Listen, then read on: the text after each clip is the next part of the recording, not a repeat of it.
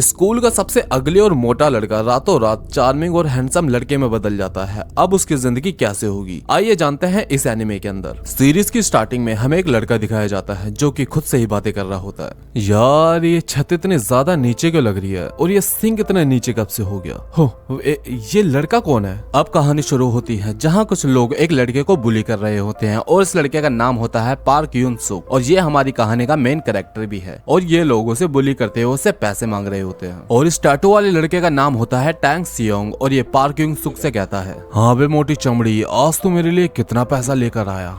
कल मैंने आपको बहुत सारे पैसे दे दिए थे, अब मेरे पास आपको देने के लिए और ज्यादा पैसे नहीं बचे, मुझे माफ कर दो। मेरे पालतू, तेरे अंदर इतनी हिम्मत कहाँ से है कि तुम मुझे मना कर सके। और तभी वो दोनों जो खड़े होकर तमाशा देख रहे थे वो कहते हैं, लगता है टैंग युंग का पालतू जानवर अब खतरे में है। टैंग युंग वहाँ के खड़े लोगों से बोलता है, तुम्हें पता है मैं जो भी बोलता हूँ ये करता है।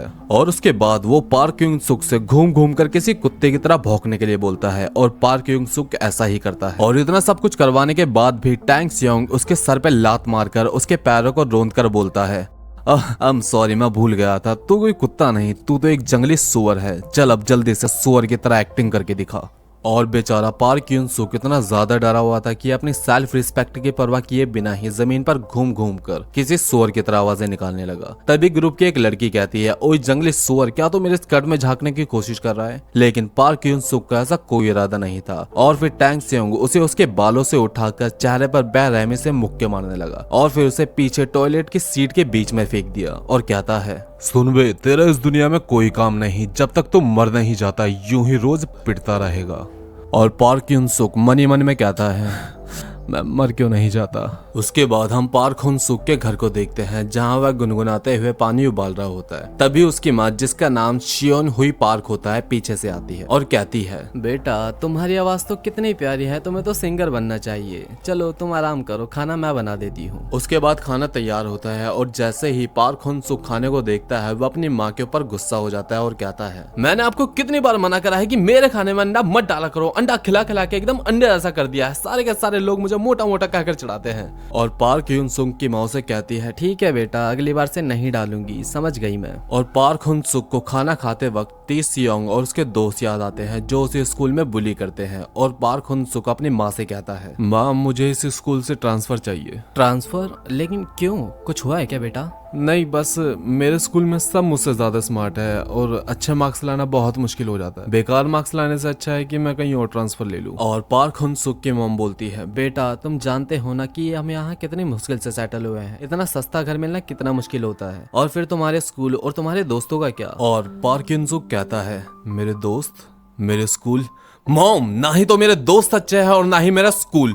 और दीवार पे मुक्का मारते हुए कहता है कि आपने मेरे लिए किया ही क्या है आज तक, और अपने रूम में चला जाता है। अगली सुबह वो अपने स्कूल के कॉरिडोर में चल रहा होता है, तभी वो एक लड़की से टकरा जाता है। अरे वो बैटरी चाणक्य होने के बाद भी तुझे दिखाई नहीं देता क्या? लेकिन इसमें मेरी क्या गलती है, तुम्हें अपने फोन में देखकर चल रही थी और मुझसे टकरा गई। तभी पीछे से वो लड़की आती है जो टाई सियोंग के साथ उसे बुली कर रही थी। उसे देखकर पार्क योग सुंग उसे सॉरी बोल देता है। तभी पीछे से टाई सियोंग आकर उसे अपने जिम के कपड़े लाने का ऑर्डर देता है। और उसके बाद सब लोग ग्राउंड में फुटबॉल खेल रहे होते हैं और टाई सियोंग पार्क हुन सुक के फेस पर बॉल किक करता है, पर पार्क हुन सुक उस बॉल को डॉज कर लेता है। और तभी टाई सियोंग गुस्से में बोलता है, अबे ओए, तेरे को हटने के लिए मना किया था ना, तेरे चेहरे पर मारने की शर्त लगाई है हमने, अब तू मुझे हरवाना चाहता है। एक लड़की पीछे से ये सब करने के लिए मना करती है लेकिन उसकी बात कोई नहीं सुनता। तभी पीछे से एक लंबे बालों वाला लड़का आता है और पार्क हुन सुक की तरफ जोर से बॉल किक करता है और वो फुटबॉल पार्क हुन सुक के फेस पर इतनी जोर से लगती है कि पार्क हुन सुक का चश्मा गिर जाता है और वो दूर जाकर गिरता है। ये देखकर टैंग सियोंग इतना ज्यादा गुस्सा होता है और कहता है, अच्छा तो तुम्हारे लिए मेरी बॉल डॉज करना ज्यादा आसान है ना?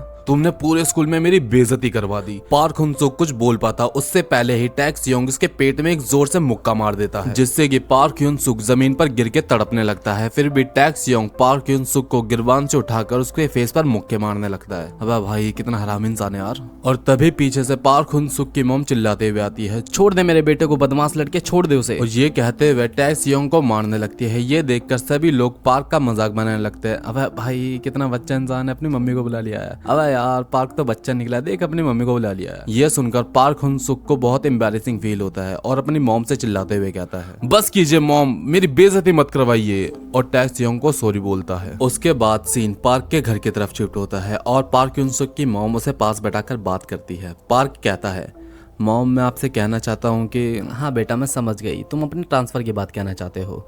आज मैं तुम्हारे स्कूल इसीलिए आई थी ताकि मैं तुम्हारे टीचर से तुम्हारे ट्रांसफ़र की बात कर सकूँ, लेकिन मैं तुम्हारे साथ दूसरे शहर में नहीं आ सकती क्योंकि मेरे काम की वजह से। और वैसे भी लोग ज़रूरी नहीं है, जब तुम पढ़ाई कर रहे हो मैं तुम्हें हर महीने पैसे भेज दिया करूँगी, भले ही ज़्यादा ना सही, लेकिन मैं तुम्हें पैसे भेज दिया करूँगी, ठीक है बेटा। और ये सब सुन के पार्क रोने लगता है। और फिर फाइनली पार्क हुन-सुक दूसरे शहर में आ जाता है और मनी मन कहता है, फाइनली मैं एक न्यू लाइफ स्टार्ट करने जा रहा हूँ, और अपने न्यू शहर में घूमने लगता है। तभी एक लड़के से टकरा जाता है और उसे वही बात याद आती है जब वह अपने स्कूल के कॉरिडोर में एक लड़के से टकरा जाता है। उसे लगता है कि अब उसकी पिटाई होगी, लेकिन वो लड़की उसे सॉरी बोलती है। और ये पार्क हुन-सुक की जिंदगी में पहली बार था कि उससे किसी ने माफी मांगी हो। और तभी पीछे से इस लड़की का बॉयफ्रेंड आ जाता है। तो गाइस इस लड़की का नाम होता है मी जिन और इस लड़के का नाम होता है जिन सियोंग। इन दोनों के बारे में हमें आगे डिटेल से पता चलेगा। और ये दोनों जा रहे होते हैं, लेकिन जिन सियोंग को पार्क हुन-सुक की स्माइल बिल्कुल पसंद नहीं आती और उसके फेस पर एक पंच कर देता है। ये देखकर सारे के सारे लोग एक्साइटेड हो जाते हैं और पार्क हुन-सुक के पिक्चर्स और वीडियो बनाने लगते हैं। और फिर जिन सियोंग पार्क के फेस पर लगातार जोर जोर से पंच करने लगता है और सभी लोग वीडियो बना रहे होते हैं। यार सच में पार्क हुन-सुक की हालत बहुत ज्यादा खराब हो जाती है। पार्क हुन-सुक घर पर आता है और अपनी पिटाई की वीडियो और फोटो देखकर, जिसपे लोगों ने बहुत गलत गलत कमेंट किए होते हैं, और वो कमेंट होते हैं, अरे जिन भाई सुअर को क्यों मार रहे हो, अरे ये तो एकदम परफेक्ट पंचिंग बैग है, अरे जिन भाई क्या मुझे भी पंचिंग बैग मिल सकता है। और एक कमेंट पढ़ते पढ़ते वो खूब रोता है और रोते रोते ही सो जाता है। और फिर मिडनाइट में हमें वो सीन दिखाया जाता है जो हमने वीडियो के स्टार्टिंग में देखा था।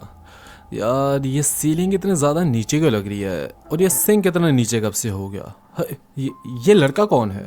और वो हैरानी से पीछे मुड़कर देखता है जहां पार्क योंग-सुक सो रहा होता है, और वो डर कर पुलिस को फोन लगाने के लिए अपना फोन उठाता है। तभी उसे वो फोटो दिखाई देती है जिसमें लोग उसका मजाक बना रहे होते हैं, और उसे टी सियोंग की वही बात याद आती है जिसमें टी सियोंग कहता है, तो जब तक जिंदा रहेगा यूं ही पिटता रहेगा। और पार्क युंग-सुक ऐसी कई सारी कड़वी बातें सोचकर अपनी न्यू बॉडी के साथ न्यू लाइफ स्टार्ट करने का फैसला करता है।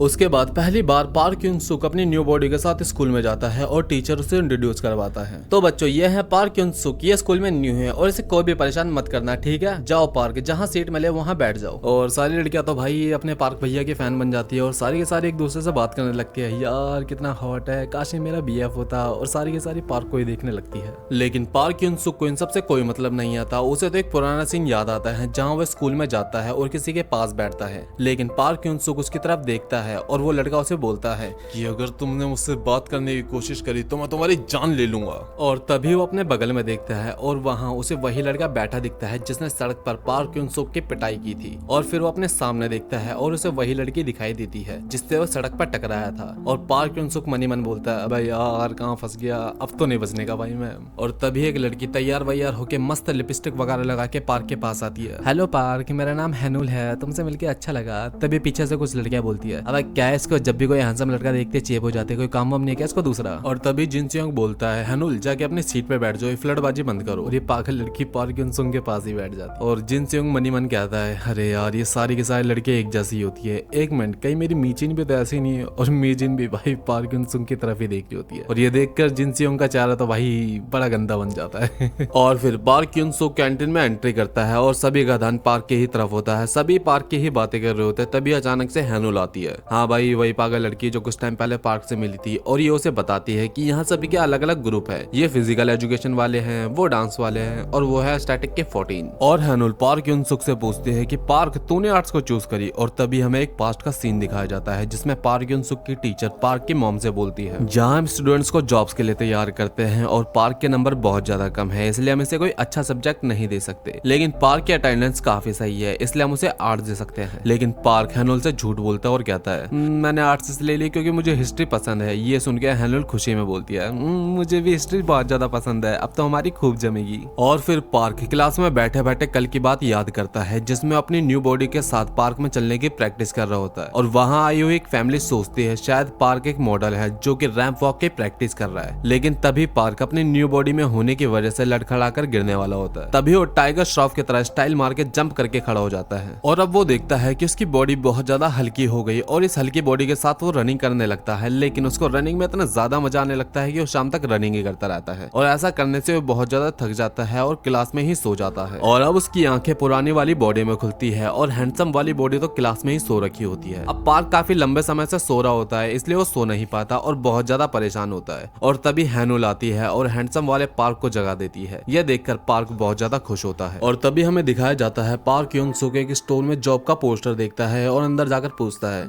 क्या अभी यहाँ वैकेंसी है? और पार्क को देखकर स्टोर का मालिक बहुत ज्यादा खुश हो जाता है और मनी मन बोलता है इतना हैंडसम लड़का रखने से सारी लड़कियां यहीं आएगी, मेरे सेल्स बढ़ जाएगी और मैं बहुत जल्दी अमीर हो जाऊंगा। और स्टोर ओनर बोलता है तुम आज से ज्वाइन करोगे, कल से तुम्हें जितनी सैलरी चाहिए मैं दूंगा, तुम बस ज्वाइन कर लो। और पार्क यूनसुक बोलता है सर मुझे जॉब अपने लिए नहीं अपने एक फ्रेंड के लिए चाहिए थी। और ये सुनकर स्टोर ओनर भाई ही उदास हो जाता है। और फिर पार्क यूनसुक अपनी पुरानी बॉडी में जॉब के लिए आता है, लेकिन स्टोर ओनर उसे मना कर देता और कहता है तुम तो स्टूडेंट हो, तुम्हें सिगरेट के नाम कैसे पता होंगे? लेकिन पार्क यूनसुक बहुत जल्दी सारे के सारे सिगरेट्स के नाम बता देता है और मनी मन कहता है हाँ स्कूल में सारे के सारे लोग सिगरेट मुझे से मंगाते थे, इसलिए मुझे सारी सिगरेट्स के नाम पता है। और फाइनली पार्क यूनसुक को जॉब मिल जाती है और कहता है चलो मुझे फाइनली जॉब तो मिल गई, अब मैं खुद का खर्चा तो निकाल लूंगा। और एक पेपर निकालकर अपनी बॉडी के बारे में लिखने लगता है। चलो देखते हैं, मेरी एक बॉडी जागती है तो दूसरी सो जाती है, दूसरी जागती है तो पहले सो जाती है और एक बॉडी अपना आप नहीं जागती, उसे जगाना पड़ता है। और तभी पार्क की क्लास के कुछ स्टूडेंट आ जाते हैं और सिगरेट मांगने लगते हैं, लेकिन पार्क उन सुकून से उनके आईडी मांगता है और वो आईडी दिखाते हैं, लेकिन वो आईडी किसी और की लग रही होती है। और पार्क बोलता है सर ये आप नहीं लग रहे, ये कोई और है। और वो बोलता है अरे मैं ही हूँ, बस थोड़ा सा मोटा हो गया तेरी तरह। और पार्क बोलता है सॉरी सर, अगर मैंने आपको कुछ सामान दिया तो ओनर मुझे जॉब से निकाल देगा। और तभी पीछे से जिन सियोंग आता है और बोलता है अरे यार अगर यहाँ सामान नहीं मिल रहा तो कहीं और से ले लो। और तभी जिन सियोंग का ध्यान पार्क उन सुंग पर जाता है और वो स्टोर में जाकर बहुत सारा सामान ले आता है और बोलता है इसका बिल पे कर और मैं तुझे छोड़ दूंगा। लेकिन पार्क ऐसा करने से मना कर देता है और जिन सियोंग को बहुत ज्यादा गुस्सा आता है और वो पार्क उनसुक को मारने लगता है और बहुत ज्यादा मारता है और उसकी नेकेड पिक्चर भी ले लेता है। पार्क उनसुक रो रहा होता है, तभी उसकी मॉम का कॉल आता है, लेकिन पार्क उनसुक ये बोलकर फोन रख देता है कि मैं बहुत बिजी हूँ। और तभी हमें पार्क की मॉम दिखाई देती है जो रात को काम कर रही होती है और एक आदमी उनसे पूछता है कि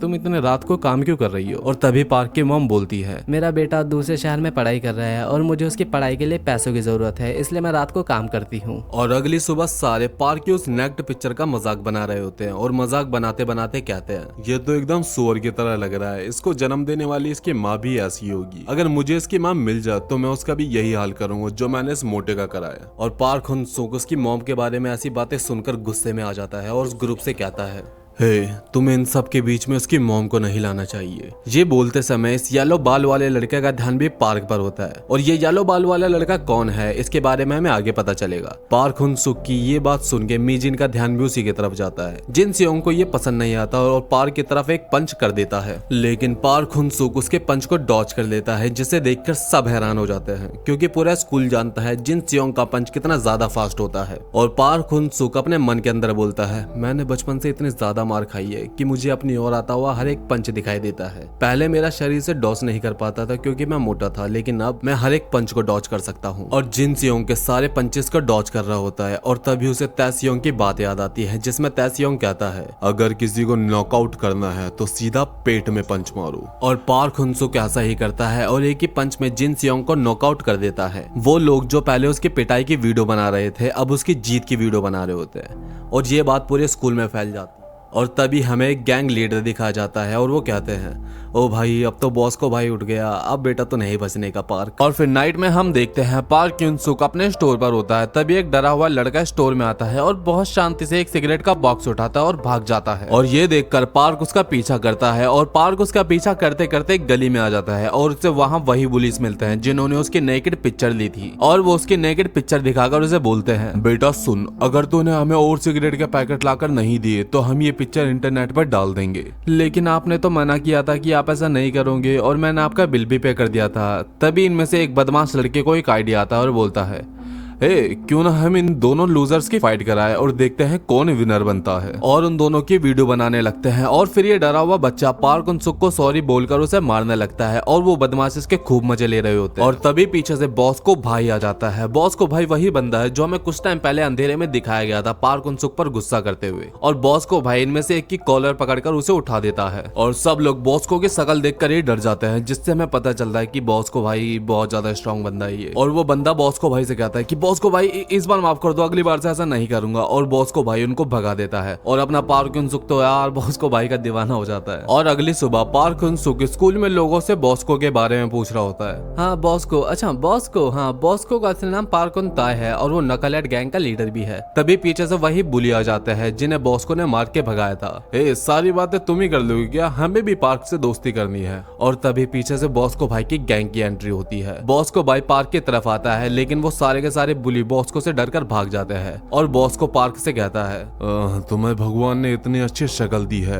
लेकिन तुम इतने गंदे काम क्यों करते हो। और मैं आपको क्लियर कर दूं, बॉस्को को ऐसा इसलिए लग रहा होता है क्योंकि पार्क उन-सुक भी बुलीज के साथ था और बॉस्को को लगता है कि पार्क उन-सुक भी एक बुली है। और बॉस्को भाई पार्क उन-सुक के कंधे को बहुत जोर से ग्रैब कर लेता है जिससे पार्क उन-सुक को बहुत ज्यादा दर्द हो रहा होता है। और क्लास के सारे बच्चे बोल रहे होते हैं कि अब नहीं बचने का ये पार्क उन-सुक, बॉस्को की पकड़ बहुत ज्यादा मजबूत है, उसकी पकड़ से कैसे निकलेगा अब ये। और पार्क उन-सुक को गुस्सा आ जाता है और ये बोलकर बॉस्को का हाथ हटाने लगता है। मुझे लगता था मैं तुम्हें जानता हूँ लेकिन तुम वैसे बिल्कुल नहीं हो जिससे मैं जानता हूँ। और बॉस्को का हाथ हटा देता है जो सच मायने में पूरी स्कूल को हैरान कर देने वाला था। तभी बॉस्को का एक लड़का आता है और लड़ाई को आगे बढ़ने से रोक देता है। और बॉस्को की गैंग का एक लड़का बोलता है कि तूने क्यों रोका, बॉस्को आज उसे धूल चटा देता। अगर बेटा मैं नहीं रोकता तो आज बॉस को धूल चाट रहा होता। और हम बॉस्को के हाथ पर देखते हैं जिसपे पार्क उन-सुक के पकड़ का निशान होता है। पार्क उन-सुक को इतना ज्यादा स्ट्रॉन्ग देखकर बुलीज उससे दोस्ती करने के लिए बोलते हैं और अपना पार्क उन-सुक होता है भाई एकदम भोला बच्चा जिसे कभी किसी ने दोस्ती के लिए नहीं बोला था। और दोस्ती का ऑफर सुन के वो खुश हो जाता है और हाँ कर देता है। और वो सारे पार्क को अपनी नाइट पार्टी पर बुलाते हैं जिसमें पार्क हाँ कर देता है और वो वहाँ जाता है और देखता है सब स्मोक कर रहे होते हैं, ड्रिंक कर रहे होते हैं और यहाँ वहाँ की बातें कर रहे होते हैं। फिर जिन सियोंग आता है और पार्क को देखकर गुस्सा करता है और कहता है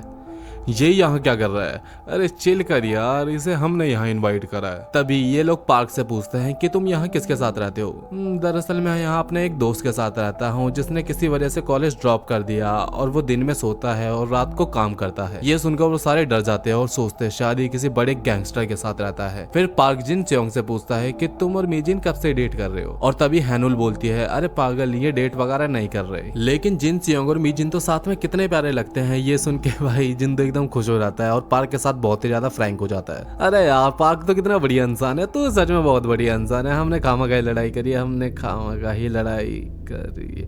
ये बोलते बोलते वो तो फ्लैट हो जाता है। और बाकी लोग बोलते हैं अगर पार्क उन-सुक और जिन सियोंग हमारे साथ हो जाए तो हम बहुत ज्यादा स्ट्रॉन्ग हो जाएंगे। ये बोलकर वो कहता है ओ मेरे पास तुम्हारे लिए एक फनी वीडियो है। और वो पार्क उन-सुक और उस डरे हुए बच्चे की वीडियो की ही बात कर रहा होता है। ये देखकर पार्क यूंग अपने पास रखी एक अल्कोहल पी लेता है और गुस्से में उसका फोन अपने हाथ से ही क्रश कर देता है। ऐसा करने के बाद उसे सब धुंधला धुंधला दिखाई देने लगता है और पार्क वहीं गिर जाता है और वो अपनी मोटी वाली बॉडी में जागता है और वो दोबारा सोने की कोशिश करता है लेकिन नहीं सो पा रहा होता और वो खुद भागकर उस जगह पर जाता है और उस जगह पर एंट्री करता है और सब उसे देखकर हैरान हो जाते हैं। तो क्या तुम पार्क के रूममेट हो? लेकिन वो मना करता है और कहता है नहीं, मुझे इसके रूममेट ने लाने के लिए कहा है इसे। और सबको यह लगता है कि भाई उसी गैंगस्टर ने बोला होगा इस मोटे को इसको लाने के लिए। और पार्क खुद की ही पीठ पर उठाकर ला रहा होता है और बाहर एक पंचिंग मशीन होती है जिसे देखकर जिन सियोंग बोलता है देख बेसुअर, कंधे का सीधे, पैर एकदम कंधों की सिधाई में, हिप टाइट और निशान एकदम सीधा और पंच कर। और जिन सियोंग के ऐसा करते ही पंचिंग मशीन में न्यू रिकॉर्ड बन जाता है। और भाई कितना स्ट्रॉन्ग पंच है इसका। और फिर सबके जाने के बाद मोटा भी ऐसे ट्राई करता है, कंधे पैरों की सिधाई में, हिप टाइट और निशाना सीधा और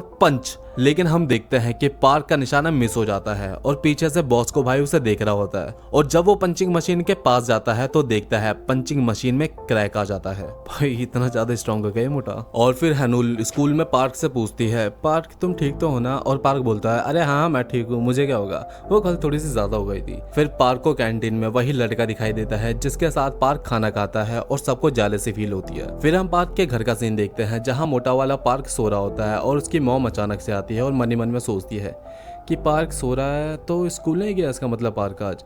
और फिर पीछे से हैंडसम वाला पार्क आता है और गलती से उसकी मॉम को मॉम बोल देता है और पार्क युनसुक की मॉम हैरानी में सोचती है आखिर ये कौन है? क्योंकि उन्हें नहीं पता होता ये उन्हीं का बेटा है जो कि हैंडसम बन चुका है। ओह सॉरी, आप पार्क की मॉम लगती है। पार्क अक्सर आपकी बातें किया करता था। ओह अच्छा, लेकिन बेटा तुम कौन हो? मैं पार्क का दोस्त हूँ। और ये सुनकर वो पार्क को जगाने के लिए जाते हैं, लेकिन हैंडसम वाला पार्क उन्हें मना कर देता है। रहने दो आंटी, दरअसल वो नाइट की शिफ्ट करता है और सुबह के टाइम सोता है। और ये सुनकर पार्क की मॉम अपने मन में सोचती है ओ अच्छा, तो मेरा बेटा इतना बड़ा हो गया कि अब जॉब करने लगा है। और ये सोचकर बहुत ज्यादा प्राउड फील करती है। और पार्क कहता है हाँ आंटी, हम दोनों एक साथ रहते हैं, इससे हमारा रेंट भी हाफ हाफ हो जाता है। और पार्क की मॉम पार्क युनसुक से बोलती है क्या बेटा हम कहीं बाहर चल सकते हैं? मुझे तुम्हें इससे जानने का थोड़ा मौका भी मिल जाएगा। और फिर वो दोनों एक कैफे में आते हैं जहाँ वही लड़का काम कर रहा होता है जिसने बॉस को और पार्क की लड़ाई बीच में रोकी थी। और पार्क की मॉम कहती है क्या तुम अक्सर इस जगहों पे आते रहते हो? नहीं, मैं बस कभी कभार ही आता हूँ क्योंकि यहाँ के प्राइस काफी रीजनेबल है। और पार्क की मॉम वहाँ के प्राइस देखती है जो कि थोड़ी बहुत हाई होते हैं और कहती है एक कॉफी के हिसाब से कुछ ज्यादा हाई प्राइस नहीं है। आप टेंशन मत लीजिए, बिल मैं पे करूंगा। और वो फिर कॉफी पीते हैं। वाओ, ये कॉफी तो सच में बहुत टेस्टी है। मैंने तो हमेशा घर की कॉफी पी है। ओह सॉरी, बातों बातों में मैं तो तुमसे तुम्हारा नाम पूछना ही भूल गई। तुम्हारा नाम क्या है? मेरा नाम भी पार्क युनसुक है। ओह सच में? पार्क ने मुझे कभी तुम्हारे बारे में बताया नहीं कि उसका इतना अच्छा दोस्त भी है। क्या तुम जानते हो मेरे पार्क की आवाज बहुत ज्यादा अच्छी है। मैं हमेशा उसे सिंगर बनने के लिए कहती हूँ। और तभी पीछे से बॉस को भाई आ जाते हैं और वहाँ बैठ जाते हैं। पार्क की मॉम कहती है उसके पहले वाले स्कूल में सब लोग उसे बहुत ज्यादा बुली करते थे। मैं अपने काम में बिजी रहती थी और कभी ध्यान नहीं दिया।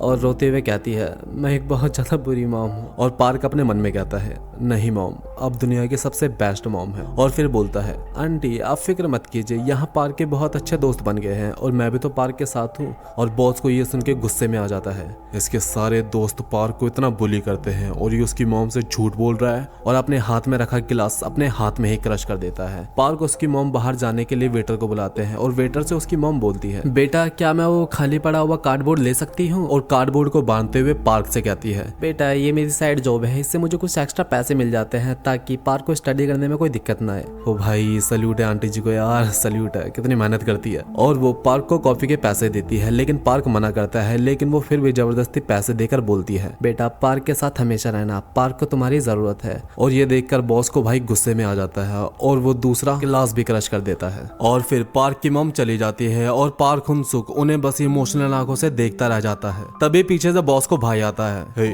साइड में आ, तुझसे कुछ हिसाब क्लियर करना है। और दोनों एक खाली जगह में आमने सामने खड़े होते हैं और बॉस को भाई कहता है चल अब अपना ब्लेजर उतार।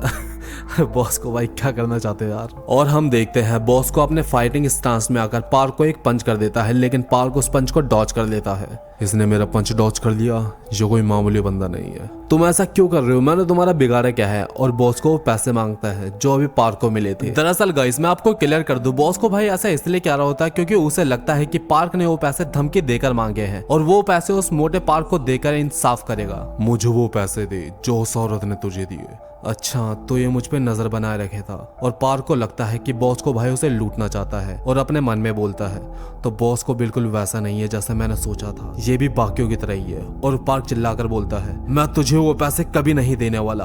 और तभी दोनों में लड़ाई शुरू हो जाती है। बॉस को भाई पार्क के पैर पर मारता है लेकिन पार्क जंप करके उससे बच जाता है। बॉस को उसके चेस्ट पर किक करने की कोशिश करता है लेकिन पार्क बैक फ्लिक मार के उससे भी बच जाता है। तभी पार्क को तय सियोंग की बात याद आती है, सीधा पेट में पंच मारो और बंदा नॉकआउट। पार्क बॉस को के पेट में पंच मारता है लेकिन हम देखते हैं बॉस को अपनी नी लगाकर उस पंच से बच जाता है। और पार्क सोचता है यार अब भला मुझे क्या करना पड़ेगा इस बॉस को घुराने के लिए, इससे ज्यादा मैं क्या कर सकता हूँ। और उसे जी सियोंग की सिखाई गई बात याद आती है, पैरों को शोल्डर के बराबर रखो, पैरों को ग्राउंड से जोड़ो, सीधा सामने टारगेट के और पंच करो। पार्क बॉस को भाई के सीधा फेस पे पंच करता है और हम देखते हैं बॉस को भाई उसे डॉज कर देता है। तभी हम देखते हैं बॉस को का टीममेट उसे ढूंढता हुआ आता है और वो देखता है वहाँ कोई खड़ा होता है और वो बंदा पार्क युनसुक होता है। तभी हमें एक फ्लैशबैक दिखाया जाता है, बॉस को ने पार्क का पंच तो डॉज कर लिया लेकिन पार्क तेजी से मूव करके अपनी एल्बो को बॉस के फेस पे मार देता है जिससे बॉस को वहीं नॉकआउट हो जाता है। और बॉस को कहता है पार्क बिन जो, तो हाँ गाइस इस बंदे का नाम पार्क बिन जो है से कहता है मैं हार गया। और पार्क बिन जो कहता है नहीं तुम नहीं हार सकते और ना ही हमारी बरनकल गैंग हार सकती है। तभी सीन शिफ्ट होता है पार्क के स्टोर की तरफ जहाँ बॉस को आता है और अपना सामान लेता है और पार्क से कहता है मुझे माफ कर दो, मैं तुम्हारे पैसे नहीं बचा पाया। तुम बहुत स्ट्रोंग हो, तुम्हें बस ट्रेनिंग की जरूरत है। और ये बोलकर चला जाता है और पार्क उनसे बहुत मोटिवेट हो जाता है और भाई अपना पुशअप वगैरह करने लगता है। तभी एक बहुत सुंदर और प्यारी सी लड़की आती है जो पार्क को देखकर स्माइल करती है और पार्क को एक एनर्जी ड्रिंक देती है और ऑल द बेस्ट बोलकर चले जाती है। तभी हमें एक लग्जरी बिल्डिंग दिखाई जाती है और इस बिल्डिंग के अंदर हमें येलो बाल वाला जे होंग दिखाया जाता है।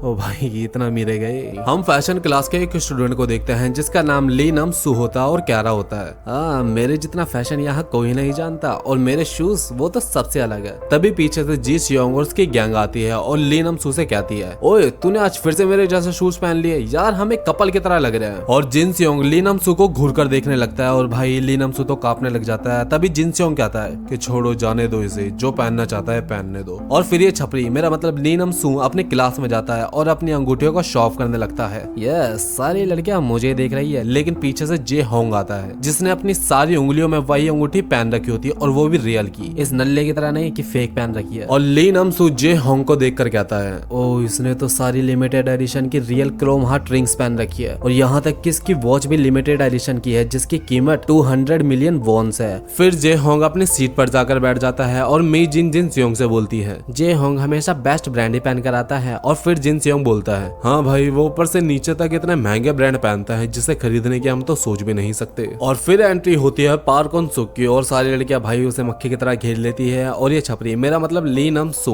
उसे देखकर जेलस होता है और कहता है, पार्क का बस फेस ही अच्छा है, तुमने कभी देखा है वो हमेशा एक ही शूज वियर करता है और उसका बैग भी कितना डर्टी हो रखा है, शायद वो सच में बहुत ज्यादा गरीब है। और ली नम सू की ये बात जे होंग सुन लेता है और भाई अब देखना कि जे होंग बंदा क्या करता है, ये सच में इंटरेस्टिंग होने वाला है। और फिर हमें बॉस को भाई की गैंग दिखाई जाती है जो पार्क बिन जो से पूछ रहे होते हैं, क्या सच में बॉस को भाई हार गए, क्या वो इसीलिए स्कूल नहीं आ रहे। तभी बॉस को भाई का मैसेज आता है, मेरे फोन की स्क्रीन टूट गई है और टूटी हुई स्क्रीन से टाइप करते समय मेरे हाथों से खून निकल रहा है। और तभी तो बॉस को भाई कुछ अजीब अजीब से मैसेज कर रहे होते हैं जो पार्क बिन जो को समझ नहीं आ रहे होते। और तभी सारे लोग उससे पूछते हैं कि बताओ बताओ हमें बॉस को भाई क्या मैसेज कर रहे हैं, हमें भी बताओ। और भाई इस बंदे को खुद नहीं समझने आ रहे होते कि क्या मैसेज करता है बॉस को भाई। और तभी ये सीरियस फेस बना के बोलता है कि अभी तक इस न्यू स्टूडेंट ने किसी को इस बारे में नहीं बताया, शायद उसके माइंड में कुछ चल रहा है, तो बस मेरा इंतजार करो और कुछ बड़े होने का वेट करो। और सारे के सारे लोग भाई हैरान हो जाते हैं।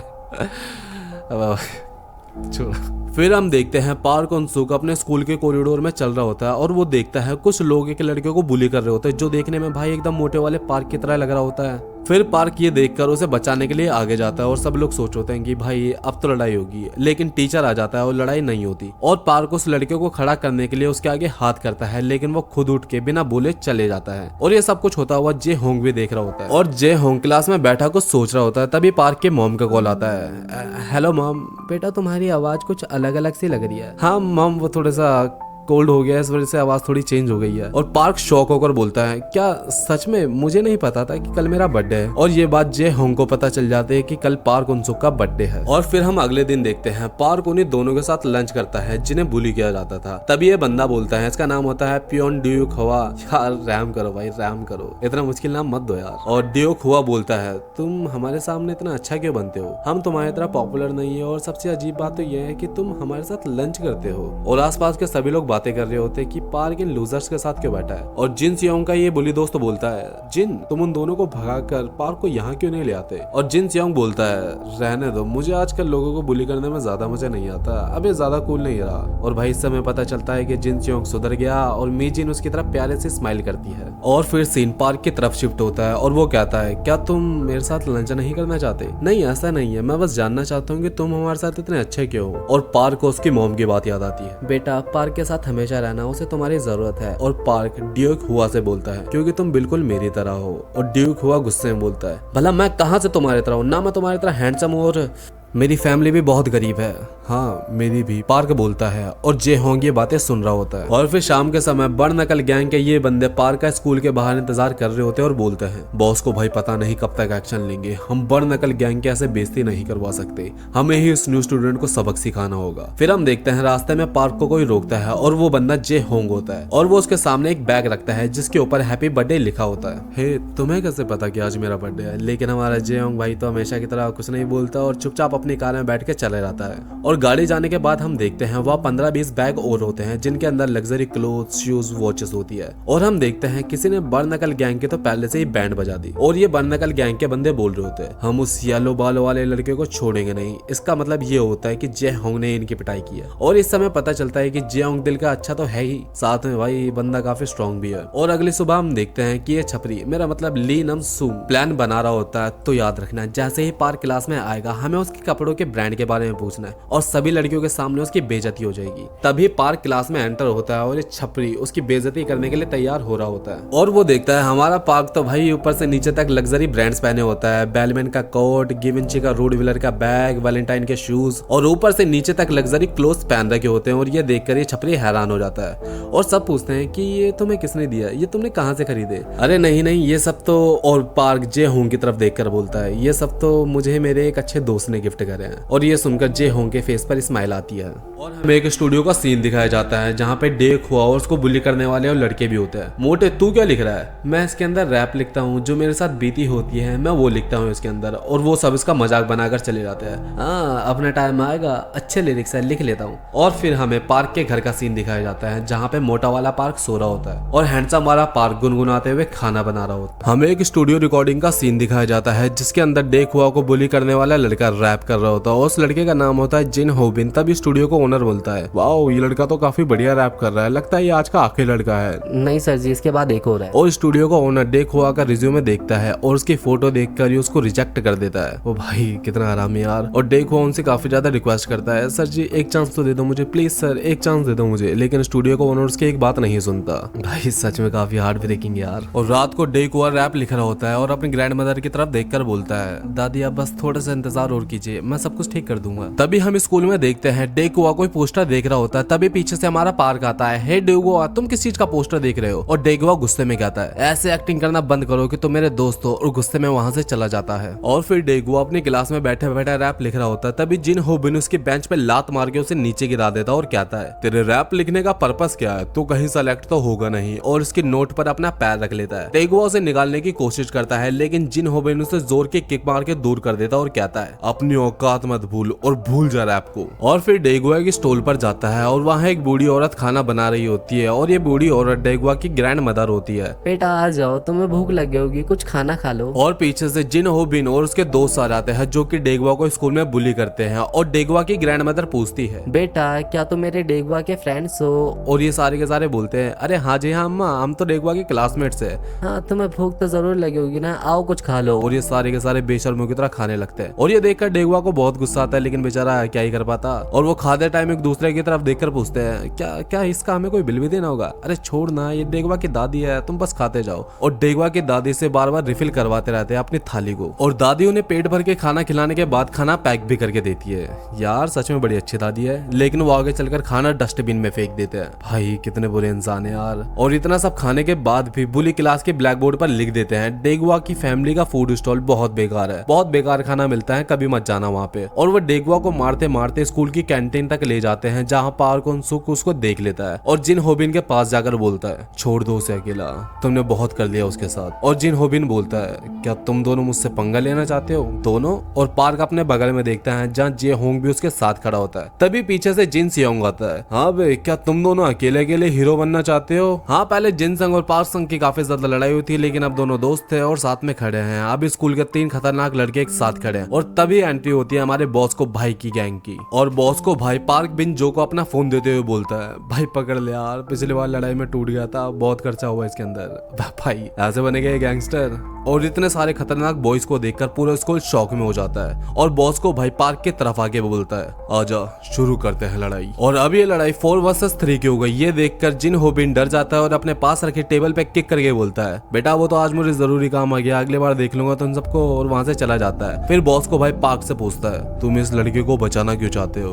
वो इस लड़के को बहुत बुरी तरह बुली कर रहे थे, ये मुझसे देखा नहीं गया। और बॉस को भाई गुस्से में कहता है तुझे इतना बुरा लगता है तो उस मोटे लड़के को इतना बुली क्यों करता है, तूने उसके पैसे भी ले लिए। और ये बोलकर अपने फाइटिंग स्टांस में आ जाता है। नहीं नहीं बॉस को भाई मैंने ऐसा बिल्कुल नहीं करा, मैं तो उसे बिल्कुल परेशान नहीं करता। और फिर पार्क बिन जो बॉस्को को रोककर बोलता है, बॉस्को भाई आज रहने दो, आज काफी लोग देख रहे हैं, इसे कभी अगली बार सबक सिखा देंगे, आज छोड़ दो। क्योंकि वो जानता था पार्क बॉस्को से ज्यादा स्ट्रॉन्ग है और अगर लड़ाई हुई तो बॉस्को की पूरे स्कूल के सामने बेइज्जती हो जाती। और मी जिन ये देखकर बहुत ज्यादा खुश होती है कि जिन सियोंग ने अच्छे बॉयफ्रेंड की तरह उसकी बात मान ली और लड़ाई नहीं करी। और सारी लड़कियां पार्क के पास आकर बोलती है, वाह तुम कितने ज्यादा अच्छे हो, तुमने बूढ़ी लड़की को बचा लिया, तुम तो स्कूल के हीरो हो। और ऐसा करके बहुत ज्यादा तारीफ करने लगती है। और फिर पार्क डेगुआ के पास जाकर पूछता है, क्या तुम ठीक हो? लेकिन डेगुआ बिना बोले ही चले जाता है। और पार्क को डेगुआ के पास एक फॉर्म मिलता है जो कि फेस्टिवल फंक्शन में पार्टिसिपेट करने का फॉर्म होता है। इससे पार्क को पता चलता है कि डेगुआ भी फेस्टिवल फंक्शन में पार्टिसिपेट करना चाहता है। और फिर अगले दिन पार्क डेगुआ का इंतजार कर रहा होता है ताकि उसे वो फेस्टिवल का फॉर्म दे सके। लेकिन डेगुआ पार्क को बहुत भला बुला बोल देता है, बस करो, तुम बस पॉपुलर होने के लिए मेरा यूज कर रहे हो ताकि सब लोग तुम्हें अच्छा समझे, प्लीज मेरा पीछा छोड़ दो। और फिर हम एक क्लास का सीन देखते हैं जहाँ कुछ लोग होबिन से पूछ रहे होते हैं,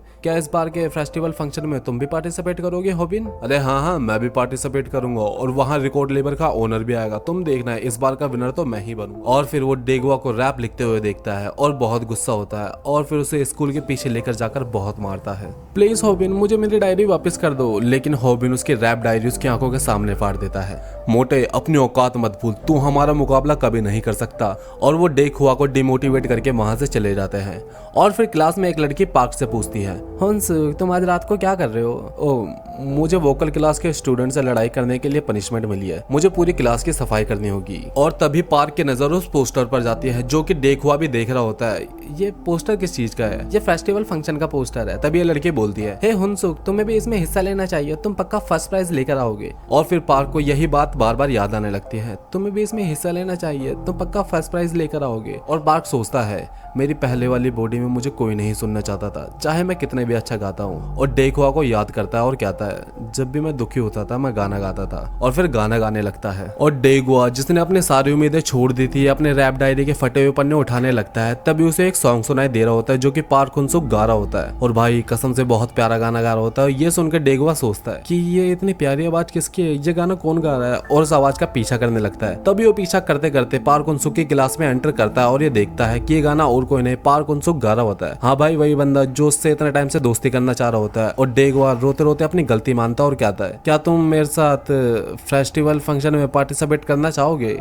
तो गाइस आगे चल के सीरीज और भी ज्यादा मजेदार होने वाली है। और वो फिर शाम को डेगुआ के घर प्रैक्टिस करने के लिए जाते हैं। लेकिन हम देखते हैं डेगुआ का घर बहुत ज्यादा गंदा हो रखा था और चीजें यहाँ वहाँ पड़ी होती है। यार मैं पहली बार किसी को अपने घर लाया हूँ और घर कितना गंदा हो रखा है। रहने दो यार, मेरा घर तो इससे भी ज्यादा गंदा रहता है। हम प्रैक्टिस के लिए आए हैं तो प्रैक्टिस पे ध्यान देते हैं। और फिर दोनों म्यूजिक बनाते हैं, कंपोज करते हैं और काफी ज्यादा टाइम हो जाता है। फिर पार्क बोलता है, सॉरी डेगुआ मैं ज्यादा नहीं रुक सकता, मुझे जॉब के लिए भी जाना होता है। और डेगुआ सोचता है, भाई कितना मेहनती बंदा है ये पार्क, स्कूल भी आता है, जॉब भी करता है और काफी ज्यादा टैलेंटेड भी है। और फिर रास्ते में डेगुआ की दादी का स्टॉल आता है और दादी बोलती है, क्या तुम मेरे डेगुआ के दोस्त हो? और पार्क बोलता है, यस मैम। और डेगुआ की दादी पार्क से बोलती है, तो बेटा तुम्हें भूख तो जरूर लगी होगी, आओ कुछ खा लो। और डेगुआ को वही सीन याद आता है जब जिन होबिन और उसके दोस्त स्टॉल पर आए थे और काफी सारा खाना खा के चले गए और पैसे भी नहीं दिए। इतना सब कुछ करने के बाद भी उन्होंने खाने की पूरे स्कूल में बेइज्जती की थी। लेकिन दादी के पूछने पर पार्क बोलता है, नहीं दादी जी मेरा पेट भरा हुआ है, नेक्स्ट टाइम मैं पक्का खा के जाऊंगा। और ये सुनकर डेगुआ सोचता है, यार पार्क तो सच में बढ़िया बंदा है, काफी अच्छा इंसान है यार ये पार्क। फिर हमें स्टूडियो का सीन दिखाया जाता है जहाँ स्टूडियो का ओनर बोल रहा होता है, इस लिरिक्स को लिखने के लिए मैंने लिरिकिस्ट को मोटा पैसा दिया है, अगर ये फेस्टिवल फंक्शन में अच्छा परफॉर्म करती है तो इसे मैं तुम्हारे डेब्यूट सॉन्ग में यूज करूंगा। और ये सुनकर दोनों उसका शुक्रिया करते हैं और सर झुकाते हैं अपना।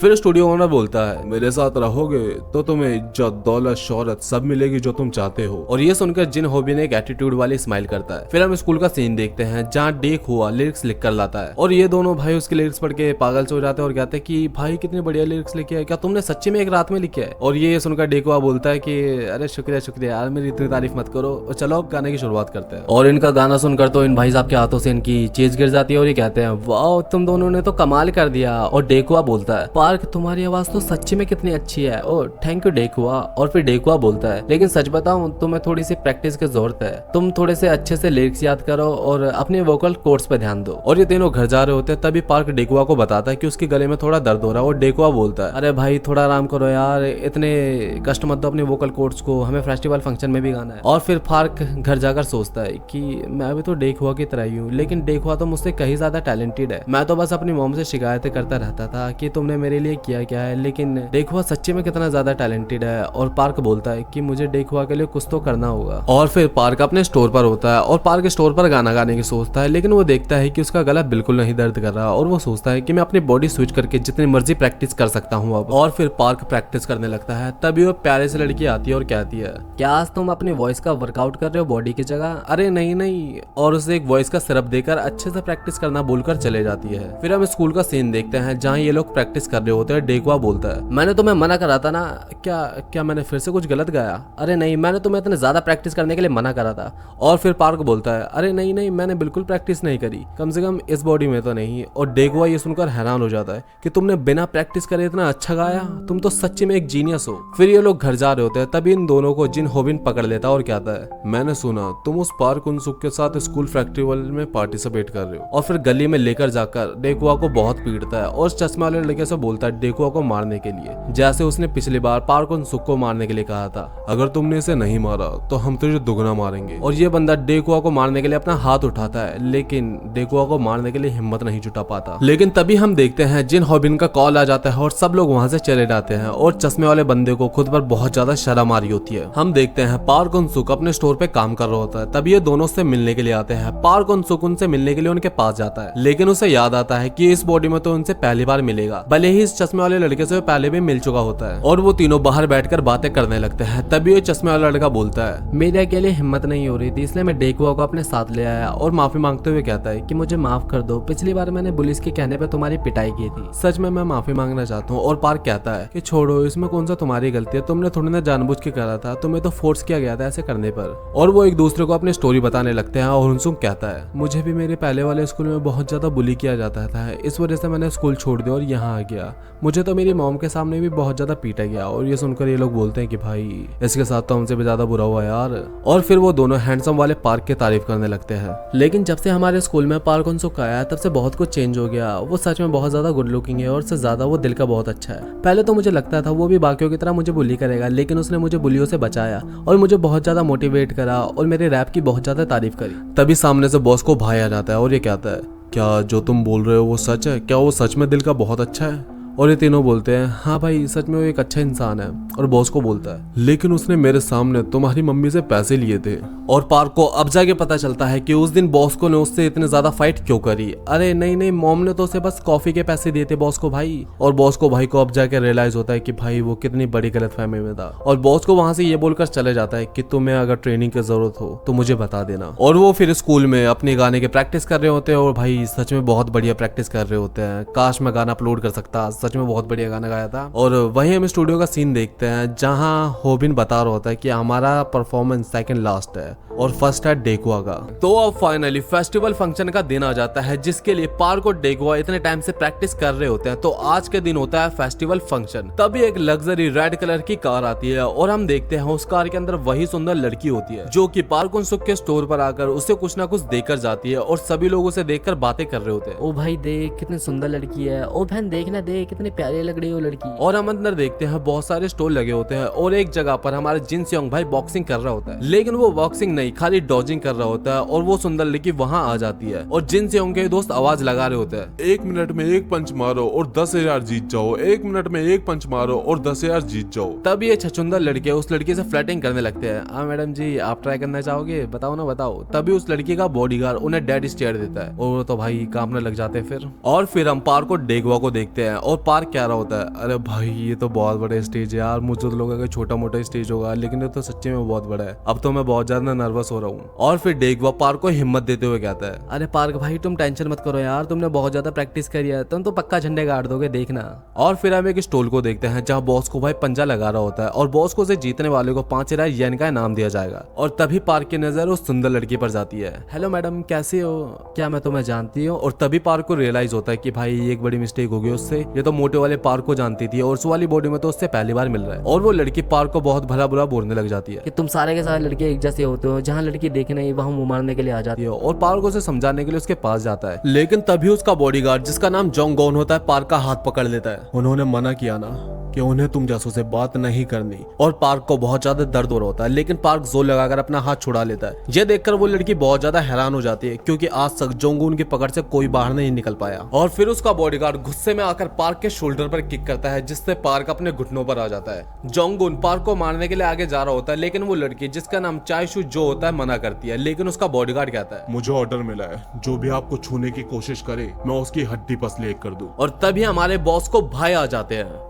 हे बैटरी, और बॉस को उससे बोलता है, मेरे दोस्त को परेशान मत करो। ये सुनते ही वो बॉस को के फेस पर एक पंच कर देता है। बॉस को की नाक से खून आ रहा होता है, लेकिन भाई बॉस को अपनी जगह से नहीं हिलता। ये देखकर जोंगुन हैरान हो जाता है और बॉस को उसे अपना चश्मा उतारने के लिए कहता है। और जोंगुन अपना चश्मा उतारते हुए कहता है, ये स्कूल तो बहुत ज्यादा इंटरेस्टिंग है। और हम भाई इसकी आइज देखते हैं, भाई कितनी खतरनाक आइज है यार इसकी। और बॉस को के इस एफर्ट्स को देखकर पार्क भी लड़ाई के लिए खड़ा हो जाता है। अब लड़ाई 1 वर्सेस 2 की हो जाती है। फाइट होने जा रही होती है, लेकिन लड़कियां अपने बॉडीगार्ड को खींचकर लेके चले जाती है और लड़ाई नहीं होती। और फिर हम बैक स्टेज देखते हैं जहां जे होंग उनके लिए बहुत ज्यादा फैशनेबल क्लोथ बनाकर लाया होता है और वो जय होंग का शुक्रिया कर रहे होते हैं। तभी पीछे से जिन होबिन आता है और कहता है, हेलो लूजर्स, अब मैं तुम्हें दिखाता हूँ कि असली परफॉर्मेंस किसे कहते हैं, ध्यान से मुझे देखना। और स्टेज पर चला जाता है क्योंकि परफॉर्मेंस की बारी उसकी थी। और जिन होबिन बहुत बढ़िया और बहुत कॉन्फिडेंस के साथ अपनी परफॉर्मेंस देता है। सारे लोग उसे सुनते हैं और तालियां बजा रहे होते हैं। तभी पार्क हुन सुंग नर्वस होकर बोलता है, यार ये तो बहुत बढ़िया परफॉर्मेंस दे रहा है, मैं क्या करूंगा, मुझे बिल्कुल समझ भी नहीं आ रहा। और डेकुआ बोलता है, बस उसे याद करो जिससे तुम सबसे ज्यादा प्यार करते हो, जिससे मैं सबसे ज्यादा प्यार करता हूँ। और फिर जिन होबिन अपनी शानदार परफॉर्मेंस देकर नीचे आता है और कहता है कि हमारी परफॉर्मेंस ने तो आग लगा दे बेटा, अब तुम्हारी परफॉर्मेंस की बारी है। और डेकुआ बोलता है, हाँ हाँ देख लेना, हम भी इससे ज्यादा आग लगा देंगे। और ये देखकर जिन होबिन गुस्सा हो जाता है और कहता है कि भाई तू ज्यादा फ्रैंक नहीं होना मेरे साथ। और डेकुआ के पेट में एक पंच मार देता है। पार्क ये देखकर बहुत ज्यादा गुस्सा होता है, लेकिन डेकुआ उसे शांत करते हुए कहता है कि रहने दो,